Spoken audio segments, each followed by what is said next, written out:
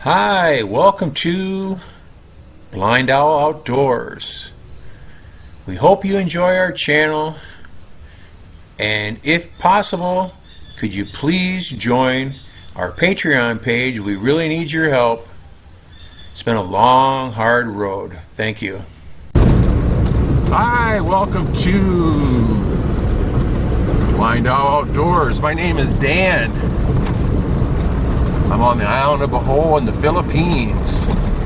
Right now I'm driving south between the town of Inabunga and Claren on the western side of the island on National Highway 850. It's the road that goes completely around the island, circumference road. Can I ever say that word right? If you turn left right up here, this will take you way up in the mountains. It's pretty cool. It'll take you to Sagbayan Peak, where there's a bunch of those chocolate hills. And if you keep going past Sagbayan Peak about another 15 or 20 kilometers, it will take you to the Chocolate Hills, which is all these gigantic round mounds. They're huge. 600 to 1,000 feet tall. I have no idea how big they are, but they're huge. And they're all made out of like packed stone and gravel. I've seen them break after an earthquake, and they just powder into gravel, so that there's some kind of stone. And then they're all covered with this weird tall grass. It's not regular grass, but it's some weird type of grass. And in the dry season, right now they're green, but in the dry season they're brown, and that's why they call them Chocolate Hills, because they think they look like hundreds of chocolate drops or something like that, which they don't, but they do look cool though. And they look kind of cool when they're green too.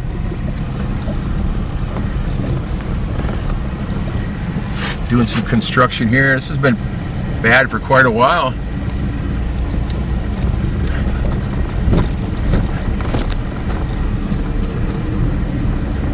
Let's go around this guy, huh?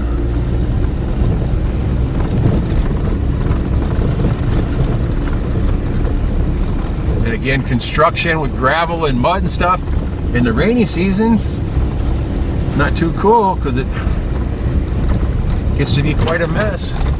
I remember one time I drove to Tagbilaran City on my motorcycle. I had a Rouser 135, real nice full-size bike, but only 135 cc's from India, made by the Bajaj company. Very, very nice bike. But I went to go to the city, and you go through Tubingen, Loon, Kalapi, and Laun. And past Laun, you go down a big hill, and you got to go up another great big hill, and then you're coming up on Marife Hook. And that last great big hill going up, there was some kind of construction going, just like that gravel I just went through there, and it had been raining. But what's interesting was the area that I had to go up had about an inch or more of the gravel mud,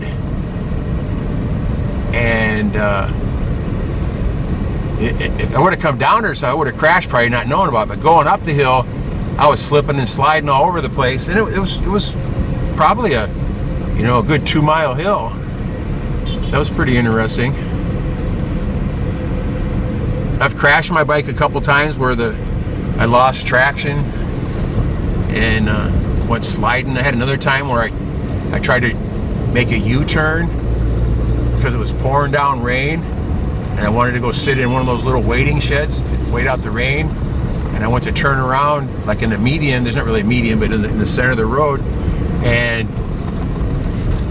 the bike just slipped out from underneath me, and I had a big, maybe 2x3 foot box in the back of my motorcycle filled up with canned goods and a bunch of other bags hanging off the ropes and stuff.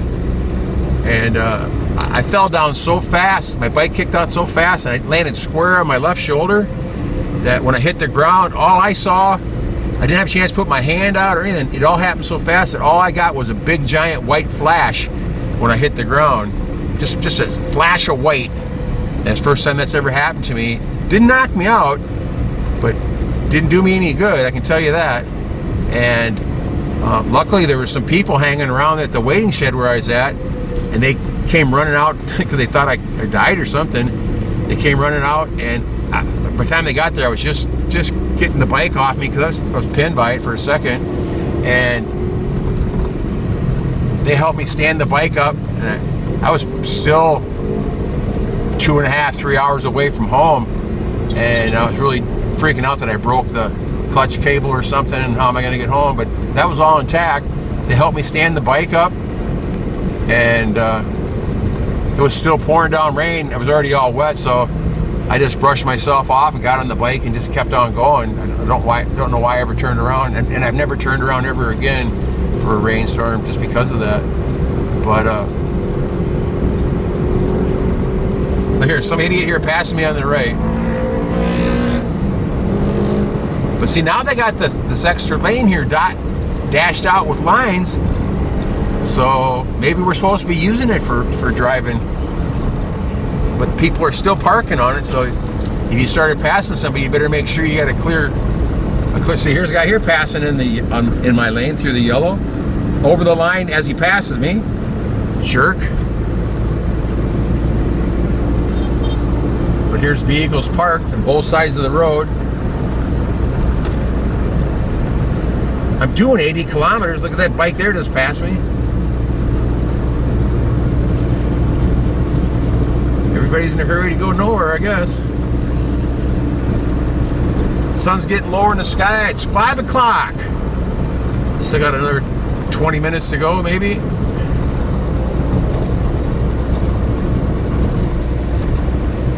I'm heading down for a burger today.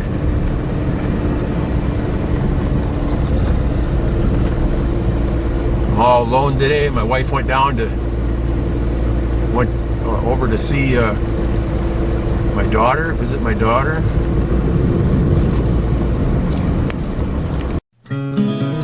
Thanks for watching.